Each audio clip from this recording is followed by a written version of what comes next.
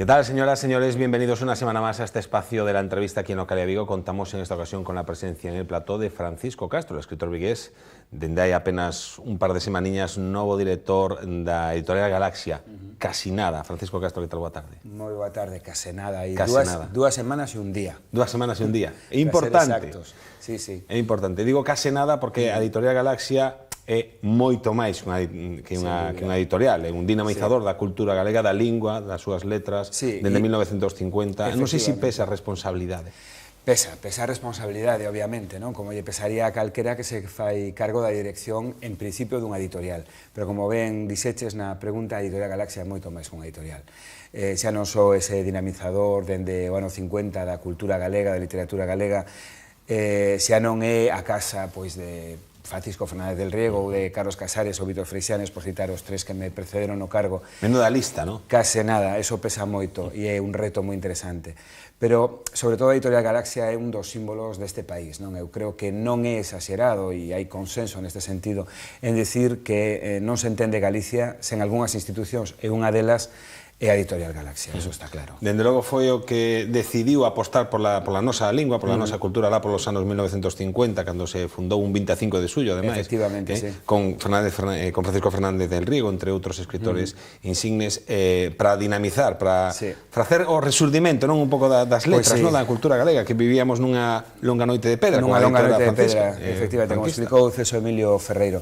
A verdade é que a nada que pensemos no que fixeron para sacar o chapéu e declararlles unha admiración eterna, non? Estamos no ano 1950 co franquismo na súa versión máis dura, cunha represión absolutamente brutal, e a Francisco Fernández del Riego, como acabas de citar, pero tamén a Ramón Piñeiro, a Xaime Isla, a Ramón Otero Pedrallo, que foi o primeiro presidente da editorial, e outros galeguistas daquela época, non se lles ocurre outra cousa máis que fundar unha editorial en lingua galega, sabendo que se expoñían, de feito tiveron moitos problemas, e eu sempre digo mesmo, non? Cando no sector falamos da crise, falamos das complicacións e tal, eu sempre digo, complicado tivérono os fundadores no ano 50, cando van en aquel contexto político, social, cultural, tan duro, tan terrible, van e montan a editorial, e 66 anos despois estamos aquí nun plató de televisión falando este proxecto que está vivo e con boa saúde e tirando para diante, non?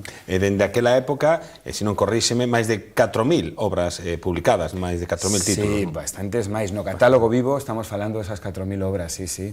Pois desde a Antífona da Cantiga, que foi o primeiro dos textos que publicou a editorial, as moitísimas polas dun catálogo que atende dende os prelectores ao público adulto, non? Dis que logo de 60 e pico anos todavía está viva a editorial Galaxia. Ti non es nova na editorial, levas a 9 anos traballando en diversos puntos ali da editorial, pero o reto é obviamente importante. Non sei cales son eses retos que hai que encarar nos vindeiros anos, cales son as principais ameazas, as principais incluso ilusións que hai por diante. Sí, a ver, a literatura galega, a lingua galega, a cultura galega sempre viven polo menos dentro do século XV, vivimos nun contexto de ameaza, non? Nun contexto nun ambiente bastante hostil. Male a iso, eu tamén son un home que aposta pola o que eu chamo a pelexa optimista, non? É dicir, esta é unha batalla que temos que dar, empezouse a dar no ano 50 e imola a seguir dando dende o optimismo.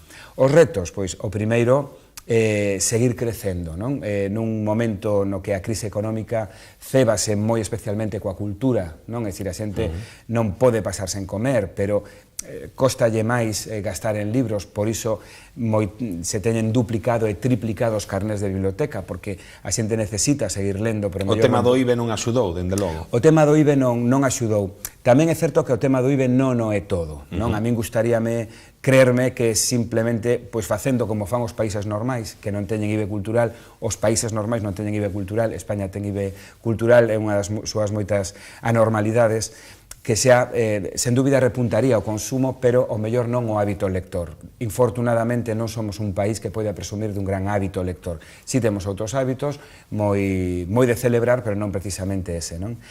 Logo temos outro reto crucial, aparte deste de loitar contra a crise da cultura, gañar lectores, que enfrontarnos ao horizonte digital, non? O mundo digital está a mudalo absolutamente todo, pasou coa música, pasou co audiovisual, pasa dende logo cos medios de comunicación, a prensa escrita está a vivir pois nos últimos 8 ou 10 anos unha situación absolutamente dramática, e agora pois tamén lle toca ao mundo do libro, non? Aínda non hai un modelo de negocio claro para o que é o libro digital, pero sí que é unha batalla na que nos queremos estar. A min gustaríame que a miña etapa fronte da Dirección Xeral servise para apuntalar ben no século XXI a editorial e, sobre todo, para abrirnos a todas estas formas da modernidade. E para que a Editorial Galaxia sexa tamén a casa das escritoras e dos escritores que dentro de 10 anos, dentro de 15 anos, van ser os nosos clásicos. Logo falaremos dos nosos clásicos. Falamos do reto que supora editar no formato digital, tamén un pouco o tema da literatura infantil e juvenil, que é a única, casi, non sei, que aguanta o tirón, non? E que é moi importante porque os lectores de hoxe de 8 anos, que sei eu, serán os lectores de mañán que teñan 30 ou 40 anos, non? E por aí estás apostando ti, fostes ao longo destes 9 anos responsable de novos proxectos, entre eles está Son da Árbore, que son libros CD, para tratar de conquerir, de conquistar novos lectores. Sí, a ver, eso é crucial, non? Aínda onte, noutro medio de comunicación, era unha entrevista só sobre libro digital, e preguntábame, que hai que facer para que a xente consuma e-books? E eu decía, non nos preocupemos diso, preguntémonos que hai que facer para que a xente lea. Esa é a cuestión, e acabas de dar nunha das claves, que é coidar moitísimo as lectoras e os lectores cando están empezando a adquirir o hábito lector. Nese sentido, nos 9 anos anteriores, que en efecto estive responsabilizándome desa área, houve unha aposta moi clara pola literatura infantil e juvenil, que no caso da literatura galega, non só da que editamos na Editorial Galaxia, sino en todas as editoras galegas, no caso da literatura galega é unha literatura de enorme calidade. Como ben dis, non é só a única que resiste a crise, senón que incluso medra o seu resultado en facturación, non? Entón, temos un público moi interesado polo que se escribe para eles, estamos facendo uns álbumes preciosos, estamos facendo uns libros con música, como esa colección Son Árbore, pois, bueno, que os paseamos polo mundo nas feiras internacionais e todo o mundo, pois, declara a súa admiración, e, polo tanto, como acabas de decir, eso para nós é estratégico. O primeiro que temos que facer é lectores, xente que lea, en galego, a poder ser, e que logo, ademais, siga conectado á lectura como un hábito non só de prazer, senón un hábito de calidade de vida. Eu digolle moito estos aos políticos, en canto estou con eles e cometen a imprudencia de deixarme falar, sempre lles digo o mesmo, non? Vos medides a calidade de vida dun país polo PIB, e está moi ben, pero tamén é calidade de vida as librerías que hai na contorna dos cidadáns, tamén é calidade de vida as bibliotecas que hai, tamén é calidade de vida o número de xornais que... O acceso á cultura. O acceso á cultura. Marca moito a diferencia. Claro, pregúntanos continuamente, bueno, que hai que facer para fomentar a lectura? Pois, entre outras cousas, que a administración favoreza o acceso á cultura. Suprimir o IBE cultural, dende logo que sería unha moi boa nova, non? Ora acabamos de pasar do 21% que tiña o libro electrónico, xa ten o 4% como ten o resto dos libros, pero é impresentable que o IBE cultural sexa tan alto para ir ao teatro, para ir ao cine. Parece que hai unha especie de interese en que a xente non consuma cultura. Eu non quero ser mal pensado, decir, é que o hai. Vou moverme nunha certa ingenuidade e decir, parece que non hai interese. Eso hai que coidalo, non? O Día das Letras Galegas, 17 de maio, que sexa festivo, o pregunto porque teño preguntado a máis xente, a máis escritores, a máis responsables da cultura galega, e ningún, non sei, ti está de acordo un pouco con esa idea? Non, eso... Pensando, por exemplo, o que pasa no Día da Rosa, non? En Cataluña, o Día das Letras Catalanas, non? Sí, a ver, é un completo desastre, e dende logo que libreiros, editores, todo o mundo que ten que ver de alguna maneira algo co libro, levamos tempo reclamando que deixe de ser festivo. O festivo do Día das Letras Galegas se olle tira partido ás agencias de viaxes, non? Sobre todo se teñen a fortuna que caían martes ou en xoves, e entón fan esa ponte, non? Fan programas específicos para esa ponte. O Día das Letras Galegas debería ser unha das grandes festas nacionais, debería ser un dos grandes días deste país, ademais do 25 de xullo. O ser festivo queda totalmente morto, é un terreo totalmente ermo, non? Convírtese nunca máis nun símbolo, pero nun símbolo bastante valeiro, non? Os xornais sacan a primeira páxina en galego, por dentro... E ainda por riba coincide en primavera, pode vir un bo día, e o que sente son as praias, vamos. Efectivamente, sí, que está moi ben, non? E seguro que nos daría tempo para todo. Puxetes un bo exemplo, non? Que é o 23 de abril, o día de San Jordi, que é o día do libro, e o día no que os cataláns realmente entréganse con fruición brutal o tema de mercar libros, de agasallar libros, etcétera, etcétera. Aquí teríamos que buscar algunha fórmula para que o 17 de maio, e o mellor a fórmula non esa, non é comercial, pero sí habería que buscar a maneira para que sexe algo máis que un símbolo valeiro. Moi en especial a partir deste ano, que a figura homenaxeada é Carlos Casares. Precisamente iba a preguntar. Claro, que foi director da editorial Galaxia, que ten toda a súa obra publicada na editorial Galaxia, e que para nós, dende logo, é a figura central no noso plan de publicacións para este ano, e é unha figura aínda moi cercana no tempo. El finou no ano 2002, e hai milleiros de persoas que trataron con el. Era unha persoa que ademais visitaba moitos centros educativos, conferenciaba moito, mantiña unha columna diaria nun xornal. Entón, hai moita xente que ten memoria viva aínda de Carlos Casares, non? Cando se dedica a un frade medieval que publicou ali uns versos en galego, que sen dúbida é moi importante. Está esa outra norma, non sei se ben entendida ou non, de que ten que pasar cando menos 10 anos dende que finou o agraciado, non? O galardonado co premio das letras galegas, non? Tamén non sei se é o mellor ou non para fomentar. A min gustaríame que esa norma non seguise adiante, non? Pero é unha decisión que ten que tomar os académicos e as académicas da Real Academia Galega. Unha maneira de evitar certas polémicas pode ser, deixar pasar un certo tempo, non? Porque se se dá a alguén vivo ou a alguén que acaba de finar, pode haber moita xente que pero eu sempre digo mesmo, máis polémica aí no fútbol, en cambio é o deporte rei, o deporte que sigue todo o mesmo, todo o mundo, non? Quero dicir, a polémica non ten por que ser mala, xa sabes o que dio dito, que falen de ti aínda que sexa mal, hai polémica, pero está vivo. Claro, e recentemente se ten dedicado ao Día das Letras Galegas a algunha figura que provocou bastante debate e bastante polémica. Tamén é certo. En todo caso, eu creo que este ano a escolla da Real Academia Galega é especialmente afortunada, non? Porque Carlos Casares, ademais de todo o que xa contei, é un autor moi popular no sentido de moi lido, non? E aparte, dende aqueles libros dedicados a aquel personaxe Toribio, que, por certo, nun par de semanas volveremos a publicar na nosa editorial nun novo formato, coa cara lavada, actualizada a este século XXI, dende eses textos para primeirísimos lectores, os seus libros de ensaios que tamén publicamos, ou a súa novelística ou conxuntos de relatos, que é unha obra absolutamente inmorrente, non? É moi recoñecida internacionalmente. Non sei se hai mellor ano para auparse a esa posición, a esa dirección da editorial Galaxia. Non sei que, evidentemente vai se reeditar toda a súa obra, entendo. Que outro tipo de actos está pensando Galaxia en levar a cabo neste ano 2017? A partir da semana que ven imos empezar a anunciar algunhas cousas que van a ser moi evidentes como manifestacións de cambio, novas coleccións, novos deseños. No caso concreto do ano Casares, o que acabas de dicir, resucitamos os Toribios, que estaban xa descatalogados porque eran textos que levaban moitísimos anos xa publicados, cun novo aspecto, pero xa eu veño de lelos outra vez, ou preparar na editorial os nosos compañeros do Departamento de Producción a reedición, ves que ten aínda esa frescura do momento, da boa literatura. A boa literatura, os clásicos, decía Italo Calvino, son os que se poden ler en calquera época, sempre son frescos, e iso pasa coa obra de Casares. Reeditamos moita da súa obra, digamos, para adultos, e logo, como sempre, publicaremos un par de textos dedicados ao mundo do ensino, compilacións, e publicaremos a gran biografía que escribe ni máis ni menos que Enrique Monteagudo, que ademais de ser un dos intelectuais máis importantes que temos neste país, foi un dos seus grandes amigos, non? Entón, que o propio biógrafo sexa tamén unha persoa que tivo un trato tan estreito con el, lle dá un punto de calidade a esa biografía.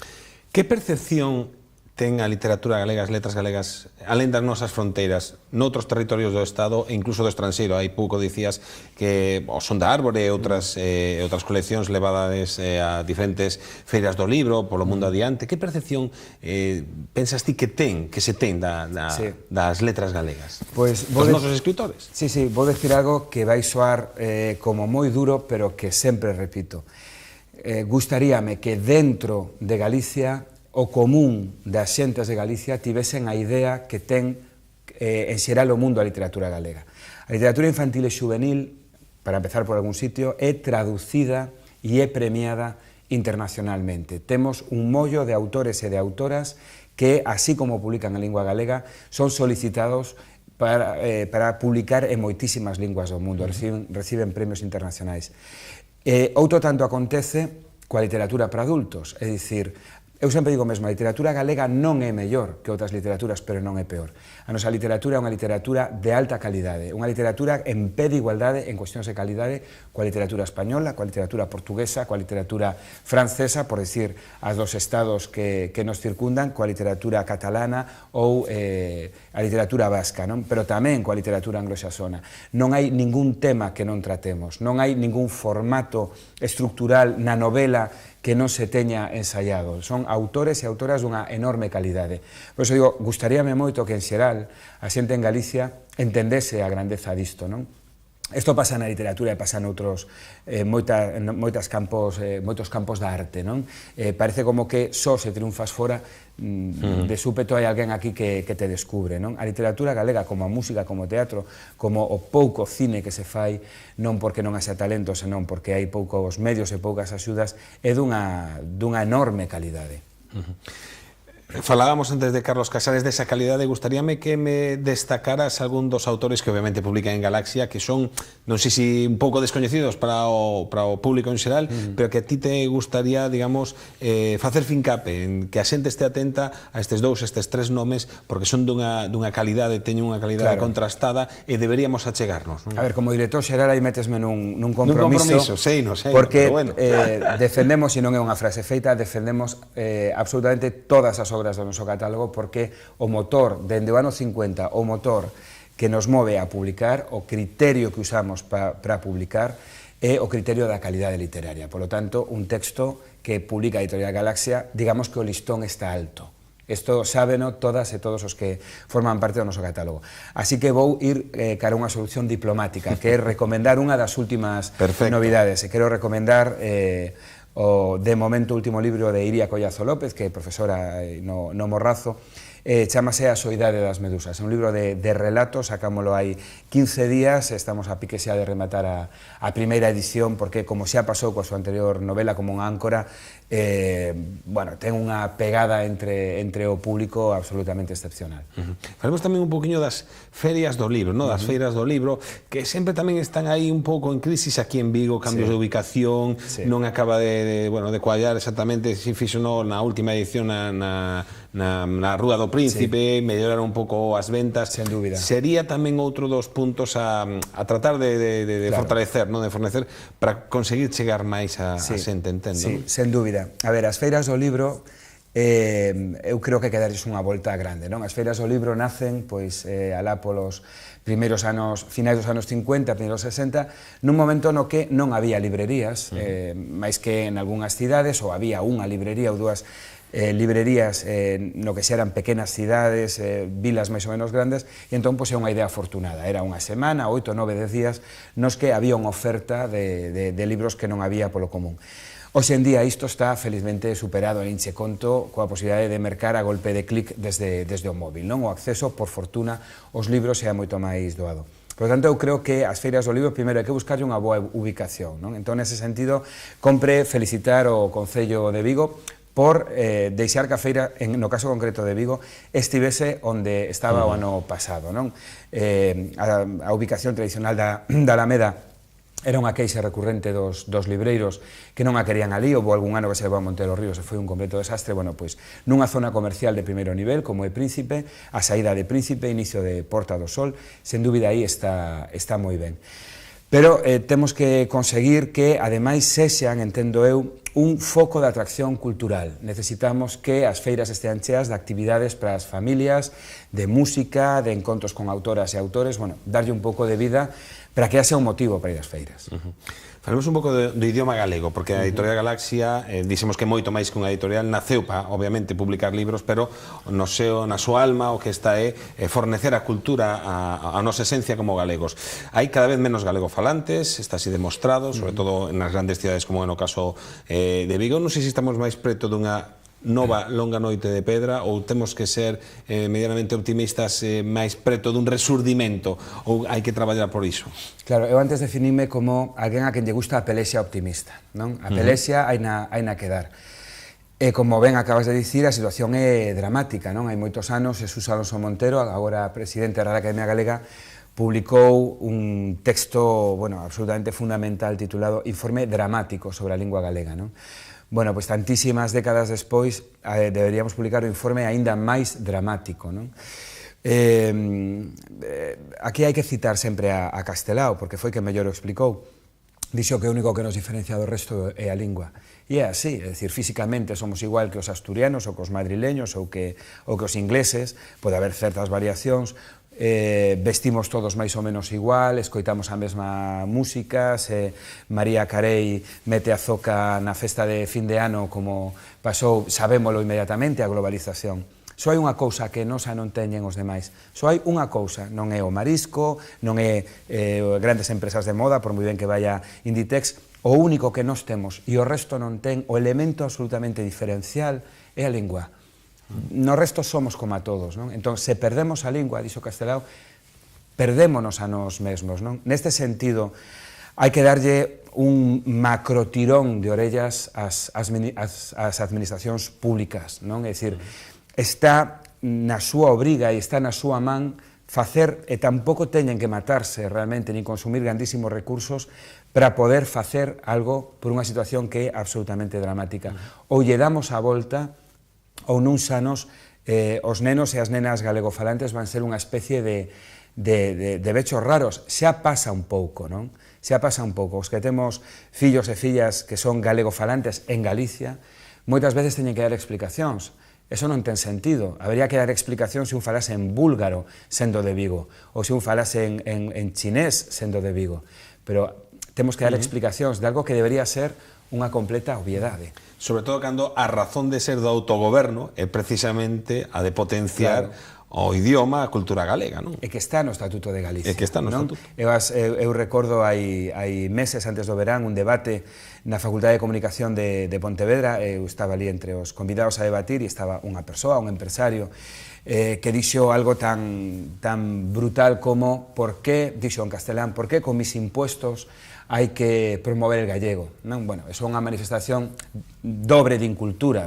A primeira moi obvia é galego e non querer apoiar a lingua, é unha clara manifestación de incultura, pero logo xa é o descoñecemento de ignorancia de que o Estatuto de Galicia di que, como ben acabas de expresar, un dos elementos estratégicos fundamentais da existencia dunha autonomía é cuidar da lingua e da literatura galega, non? A Xunta de Galicia, o Concello de Vigo, calquera administración ten que promover o galego, non porque teñan unha especial sensibilidade coa lingua, non porque sexan moi boas persoas, non, é que están obrigados por lei. É lóxico, non somos capaces de imaginarnos o goberno británico non apoiando o inglés, ou a Real Academia, o Ministerio de Cultura dicindo a Real Academia Española que non lle vai a dar fondos para que promovan o español no mundo, non?